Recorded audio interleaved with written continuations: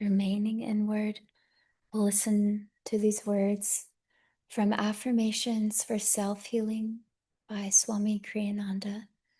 And this week is on service. Service is ennobling. It is a way of offering our human littleness into the great reality that is God. Service should not be given with the thought that one is serving people merely. It should be given with an inward consciousness to the Lord who resides in all creatures. When we serve others in this spirit, we find our own spirits becoming freed from egotism. Peace then fills us in the realization that there isn't anyone with whom we need compete. What joy to think that we belong to God. We'll now practice the affirmation together. So we start loud and then we get quieter each time. So in a nice loud speaking voice, you can repeat after me.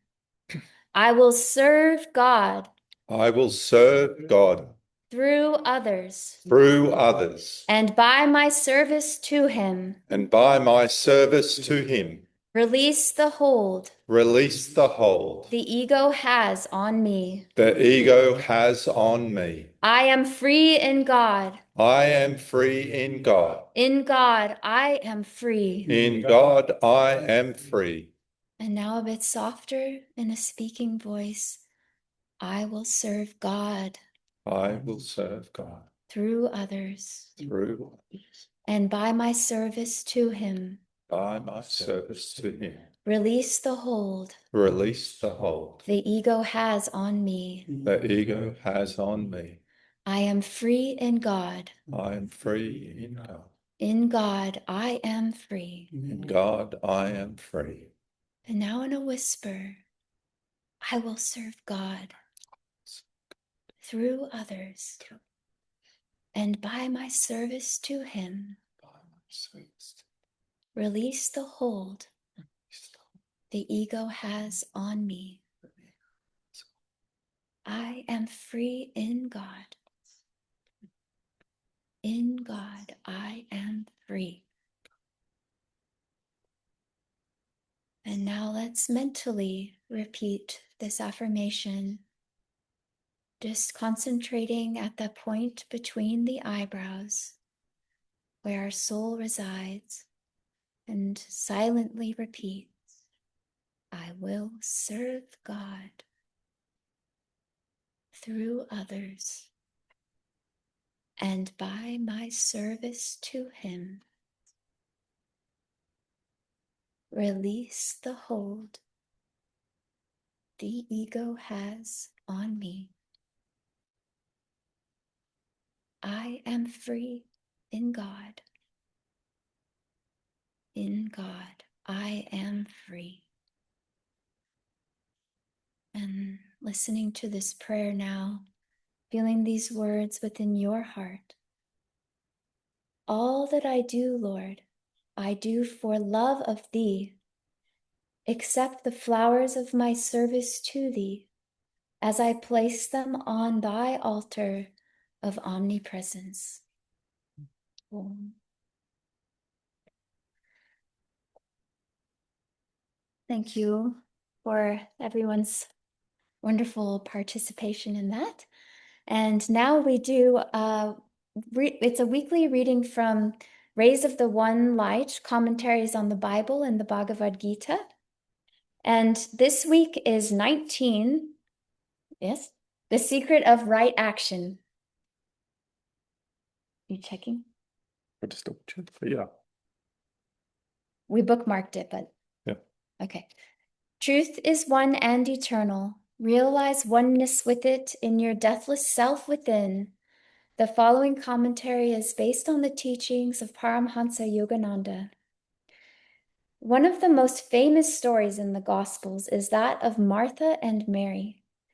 Jesus, visiting the home of Martha, was teaching while her sister Mary sat at his feet, absorbing his divine love and wisdom. Martha, meanwhile, busied herself with serving her guests and was upset with Mary for not helping her. Lord, she cried, doesn't it matter to you that my sister has left me to do all this serving alone? Please ask her to help me. Martha, Martha, Jesus answered, thou art careful and troubled about many things. But one thing is needful, and Mary hath chosen that good part, which shall not be taken away from her. This story is classic, for Martha's complaint is very understandable and not on the surface of it spiritually wrong. Jesus may well have told Mary to get up and help her. We don't really know that he didn't, considerate as he always was of others' needs. But the teaching here doesn't concern the obvious dilemmas of devotees, to work for God or to spend all one's time in prayer. It concerns rather the attitude of the mind. Jesus didn't tell Martha, Martha, you are doing too much. He told her rather, you are letting your work affect your inner peace.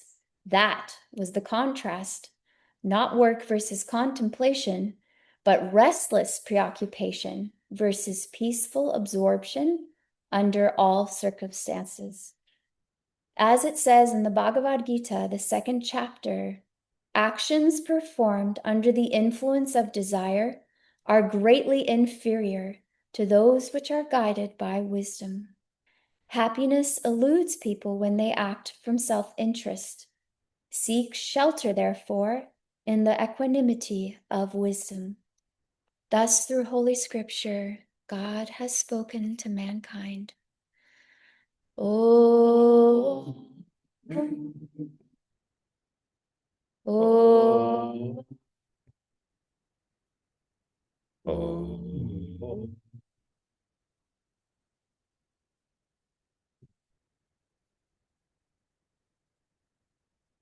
what a wonderful service that actually falls in Australia on Mother's Day. And so to all the mums in Australia, happy Mother's Day. It's tomorrow there.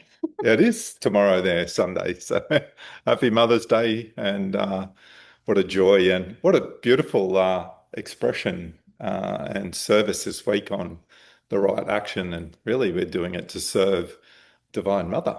And it made me ponder a little bit of, a little bit about, well, how would Divine Mother want us to live? And we spend a lot of our time praying to Divine Mother and asking for all these little, when you think about them from a Divine Mother perspective, tiny little specks of nothing, I want the right car, I want the right house, I want the right people, I need the right things in life. And it's kind of interesting because ultimately, does Divine Mother really care about those things? Divine Mother really only cares about the return of our love. That's why we're given free will. And it's a little bit crossover into, well, what is the right consciousness? What is the right action in consciousness and ego? So how do we go about our lives in everything that we do? Yeah, what a wonderful thing. And humorously, what came to my mind around consciousness was, do you remember that little game that used to be called Operation? Yes. And it had the little body parts that were inside, and it had a little electrical a zappy part around the outside, and when you started off, you were in there, it was zzz, zzz, zzz. And it made me dawn on me because consciousness is really, really an important part of our evolution. And ego, we can't do without it. Up until the point of freedom, it's a reliant on it. And the free will working with ego is what releases us into the freedom of what we're after.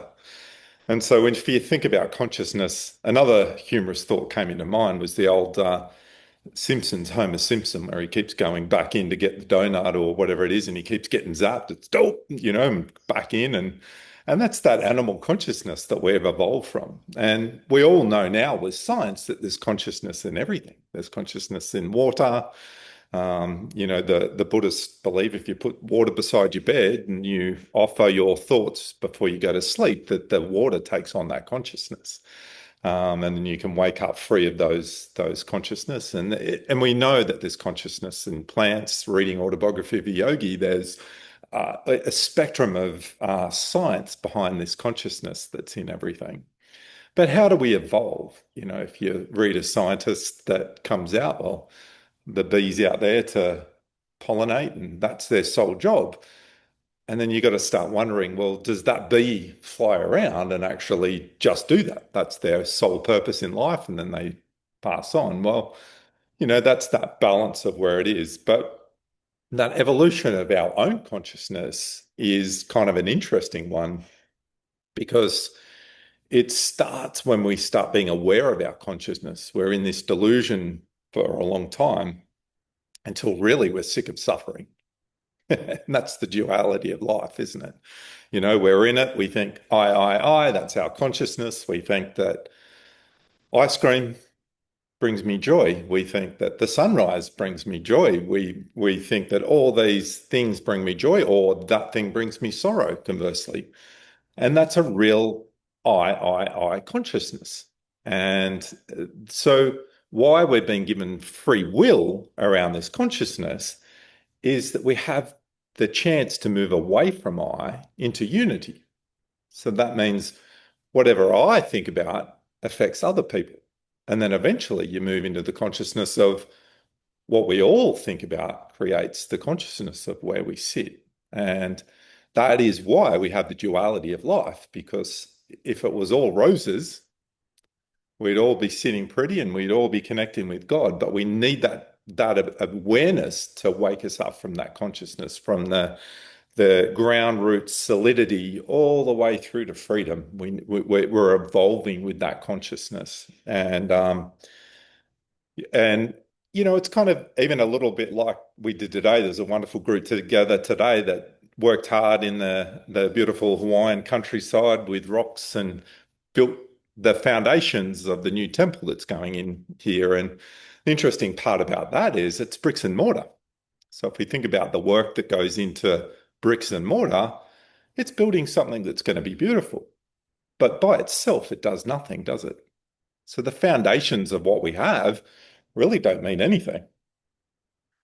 It's literally a place that we're going to be. But what is the elevation? What is the freedom behind that is the consciousness that comes into that place and what we put behind that place. And it's the same with communities. We can build a whole town, if we like, of bricks and mortar, but it's not that builds the community. It's the consciousness, it's the work behind it. And that's what that parable's about. It's about Martha doing all the hard work, but without the consciousness behind service, then it doesn't ultimately mean anything. And what's kind of interesting with that is through this evolution, our dear Guruji, here we go, from Whispers of Eternity, wrote the amazing poem called Samadhi. And I'm only going to take a few parts of Samadhi, but it was suggested by Yogananda that we really memorize this poem about Samadhi and to help us get there. to help us know what that freedom's all about.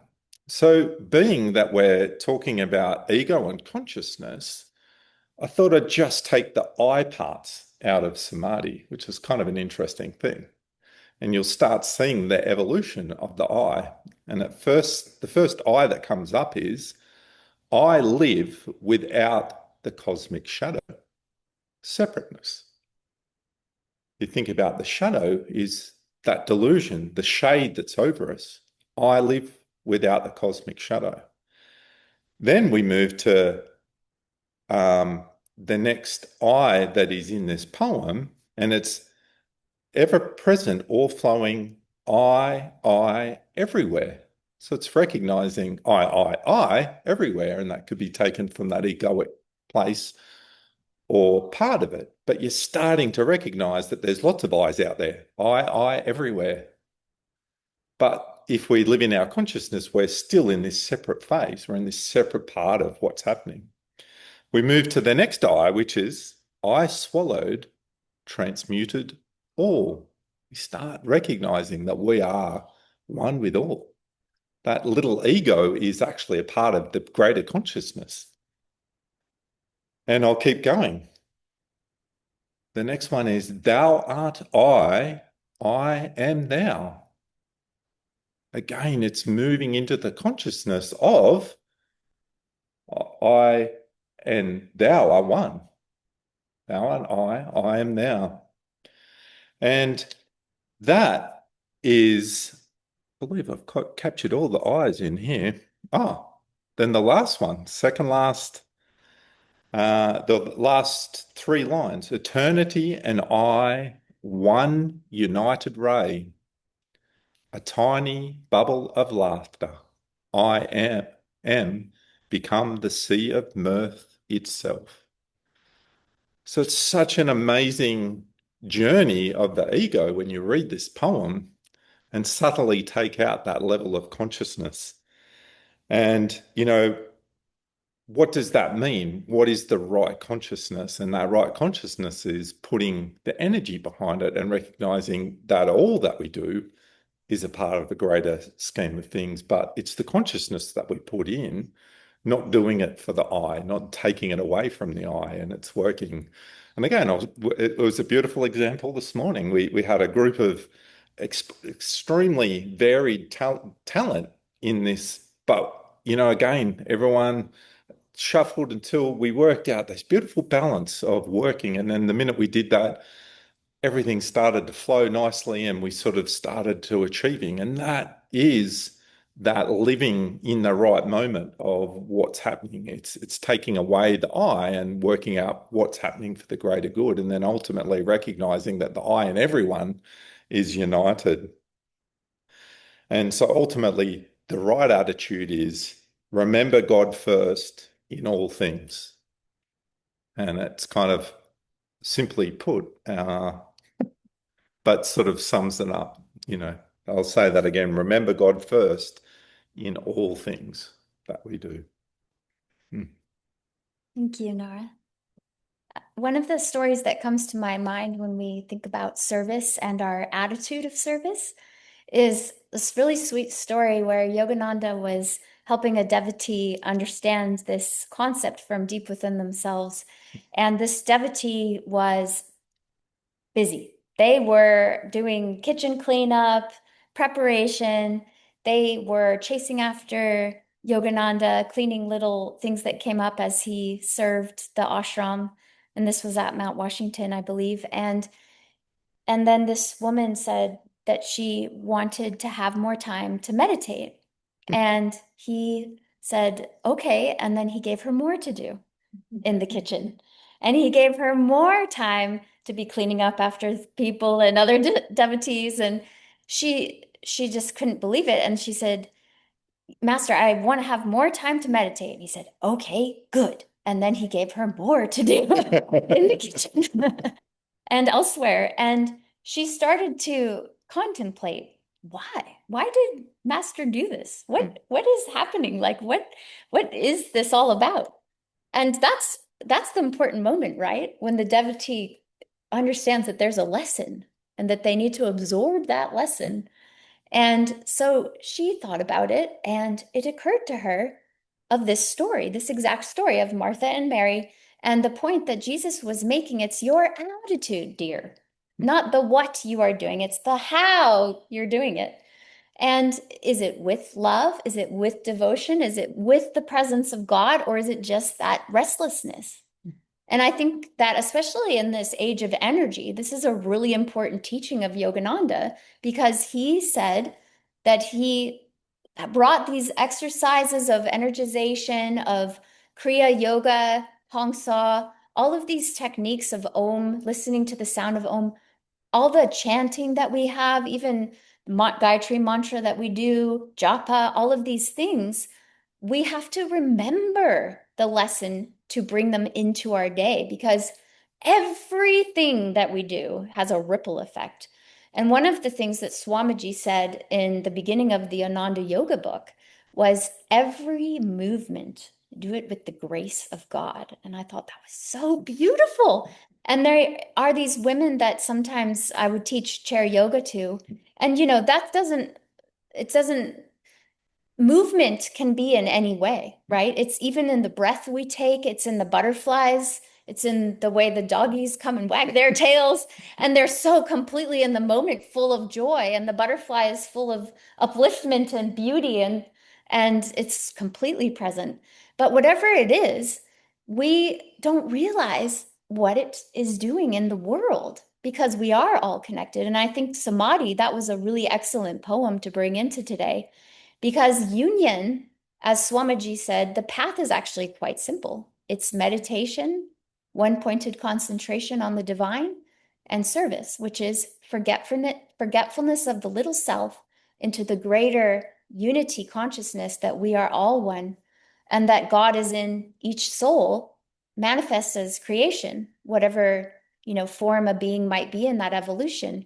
But how important it is for every little moment. So in this chair yoga class, these little beautiful souls who were of varied physical abilities at that time in life, they had the most graceful arm movements, or they would just do a simple adjustment of their body, but they did it with a divine presence.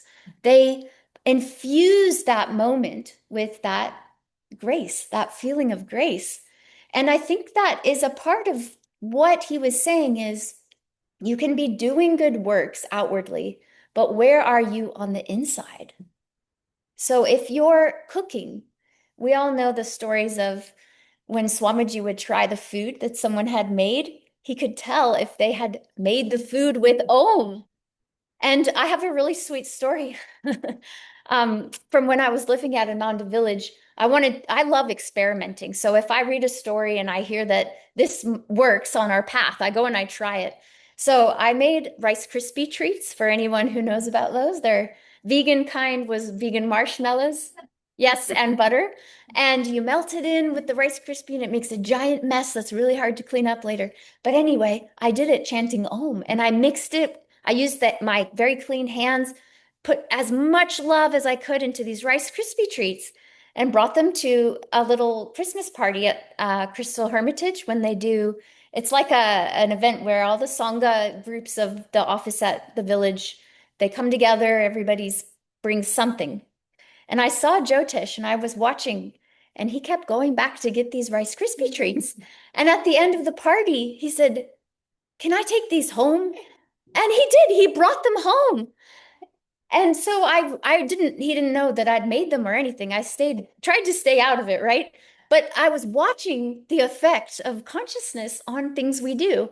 And we have a friend, Bhakti, who I don't know if she's here today, but she talked about this she used to do the housekeeping for Swamiji. And she would do it with so much devotion. Obviously, Bhakti means devotion, and it's the upliftment of the heart toward God. And she just put her highest energy into every like little nook and cranny, and you could feel it. And Swamiji said she was like his favorite cleaner because he'd walk in and he felt the blessings of her energy, not just the cleanliness, but the infusing of joy and love and, just higher self. And so I think that's what we all have to aspire to. And these are the lessons that we're being given. And when you notice, remember the lesson is to become aware that there's a lesson. When you notice you're getting caught up in a bit of restlessness and you come out of your center, Swamiji was brilliant at doing so many things, but he said, "I never lose my peace. Peace is my bottom line." And I probably said that stronger than he did. But he wanted us to know that you can do many things. And as it says here in the commentary, it's not that she was doing a lot, it's that she lost the peace and the consciousness and the attitude in the moment of her action. So that's when we need to catch it and then correct ourselves. We can always offer it back to Divine Mother. We all know we're not perfect. And this is a school, and that's why we're here, is we still have things to learn.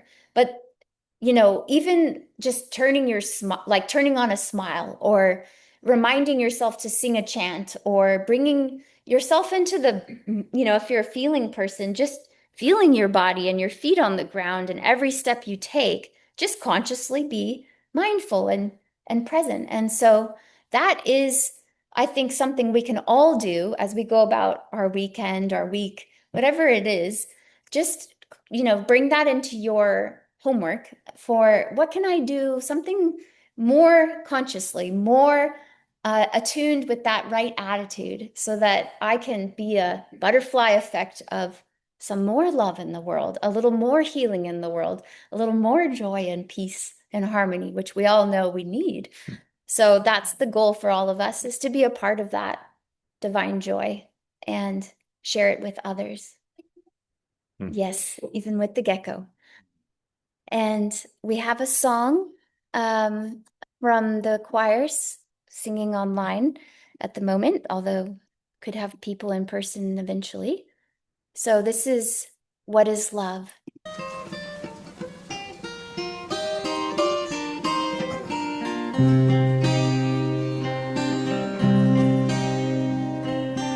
What is love?